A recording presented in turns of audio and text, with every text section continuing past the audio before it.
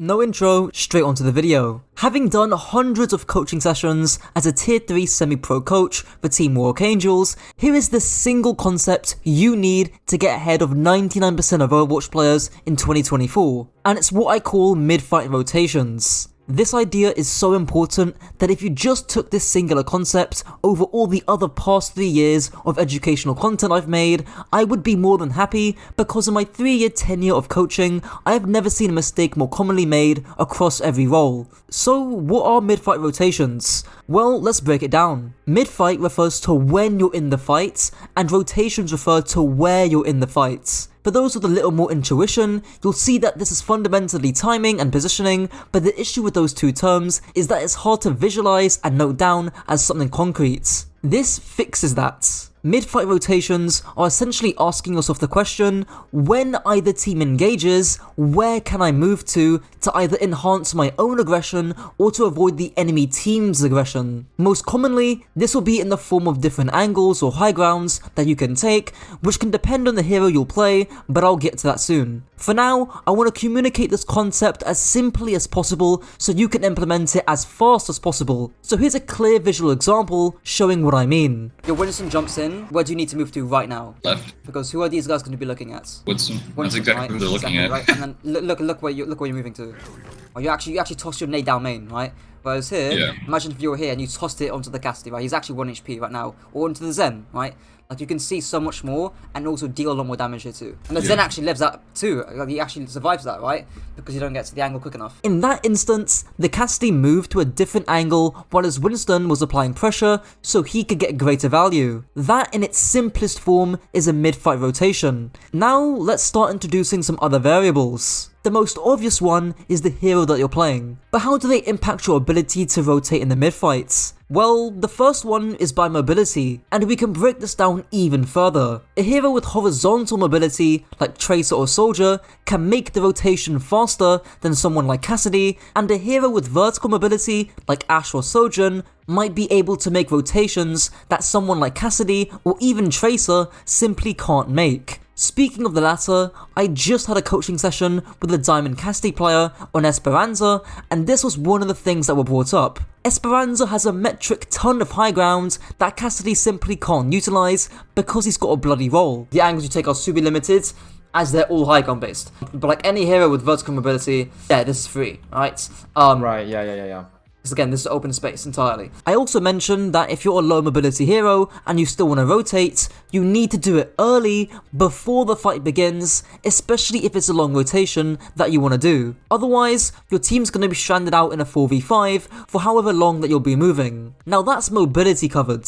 Another variable that I'm sure some of you will be familiar with is range, which determines the length of the sightline that you want to play. King's Row is a great example because, say if you wanted to play Junkrats, instinctually it'd be better to rotate through hotel than high grounds. You've got a nice short sightline into the alleyway, as well as in the hotel itself, meaning it's great for you to get a one-shot if you're pushing or are being pushed. However, if you're playing Ashe, Hanzo, Soldier, or even Widowmaker, you'd never really want to rotate through hotel. Instead, taking longer sightlines that open up the map would be preferable, so any piece of the high ground would be great. And speaking of open and enclosed spaces, that is yet another variable. If we go back to King's Row, the high ground actually has some nice narrow enclosed spaces that heroes like Junkrat loves and heroes like Tracer hates. Not to mention, he can rotate yet again, either shooting on points, which sure, it's still pretty open, but it's short sightlined enough to where he can still hit targets, or he can rotate into the alleyway and try and find a one-shot onto a backline squishy. This is what Kajor, probably the best Junkrat player alive right now, attempted to do in Flash Ops. Comparably, heroes like Widowmaker want sightlines that are as open and as wide as possible, because it means that there aren't places to run or hide from the Widowmaker. In essence, the exact opposite of the dreaded Kefri angle. You ideally want to play heroes that cover as many of these different areas as possible, and to also positionally play to their strengths. It's actually kinda why heroes like Sojourn are broken right now. She has the ranged railgun one-shot, try saying that when you're drunk, but the two forms of mobility in her power slide means she can move almost anywhere she wants at almost any time, giving her the angle to get the one-shots. You can see this in the recent Flash Ops tourney, where Seeker fluidly and aggressively rotates with his overclock, catching the Moira, and then rotating yet again, and almost catching another kill. Unfortunately, Seeker clearly has not watched my sex video, and isn't ready to exit or get out, meaning he gets caught by Hydron's Reaper. Go watch that video for more context on that idea. But that general premise of how Seeker moved was very good. Note how he never stays static on the same angle, and how he's constantly flowing and moving. Most coaches refer to this as dynamic or fluid positioning, which actually keeps you safer and allows you to deal more damage. And that sounds counterintuitive. How does rotating keep me safe? Well, I'll show you. Firstly, Shockwave farms his railgun off Stola and one-shots the Baptiste. Classic Sojourn stuff. After he gets the kill though, he does a mid-fight rotation to a wooden piece of cover on point. What's more interesting is that when he spots the Tracer, Shockwave decides to move right and then rotate onto point, meaning he's moving away from the Tracer. He's not staying static on that angle. He's dynamically moving as the fight progresses and as the Tracer chases him up the stairs. Now he kinda feeds here with this power slide. He should have just dropped the point and then power slid back to high ground, anticipating when Tracer drops, but the concept still applies. This is how you take less damage and deal more of it yourself. By dynamically moving, he's messing up the staging from Swarner's Tracer. You can also rotate solely just for defense. I used this example back in my killbox guide, but here, Shockwave simply power slides over the point and then actually does another mid-fight rotation, this time for aggression, and magically gets 2 picks. So in that clip, there's 2 mid-fight rotations, one defensive, over the wall, and then one aggressive to get 2 picks. It goes without saying that pro players have this shit down to a T. Even if they make small slip-ups, they always instinctively know when and where to move to maximize their safety, while also maximizing their damage outputs. The way you can actually learn this practically is by taking the small steps first. AKA, whenever you're busy shooting shit, just ask yourself, where can I move? Now if you've never done this before, this is gonna require some conscious thoughts, and as Veritasium explained in his expert video, experts are able to shift information from their conscious to their subconscious, making it quick and automatic. System 2 is the conscious, slow, effortful system, and System 1 is subconscious, fast and automatic. This obviously goes for anything you're trying to learn,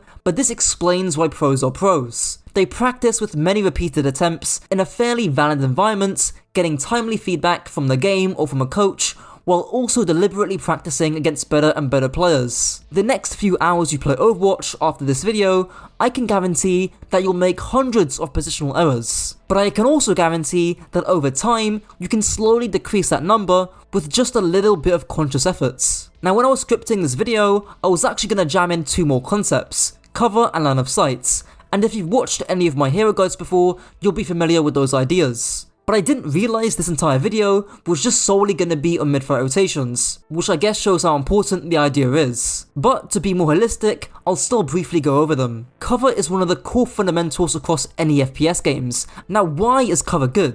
It's good because it means that at any moment, you can choose to stop taking damage. You can immediately de-peek. There was this clip of Metro that blew up and I've made a video talking about it, but a part of it was critiquing Metro's cover usage. And I actually thought that Metro's cover usage was pretty good because he wasn't taking any damage while he was engaging. The opposite of cover is open space. And in other videos, I've talked about how you can use open space to trap enemies and not allow them to stabilize, or in other words, not allow them to stop taking damage. Line of sight is just simply what you can see. Here's an example showing why it's so important. What should you move? Even if it might take you a bit long. Top. Up top, yeah. Why? I can't answer the why. I can tell you that I would go up top, but I cannot tell you why. I have no clue. What happens if they decide to like pull back and play like this? What do you do then? Right, you can't. It's LOS, right? You cannot see these guys at all. Reaper, no. Genji, no. If he plays smartly, and if they play the cover here, well, guess what? Now you're kind of baited to come closer. And that's what they want. But they've got so much more LOS here in terms of like the Doomers, the Genji, even the Ana, who's forced to play a Narnia here. Yeah, right. It's like, this is great for you. And that's it for the video. As always, feel free to get my coaching down below, and until next time.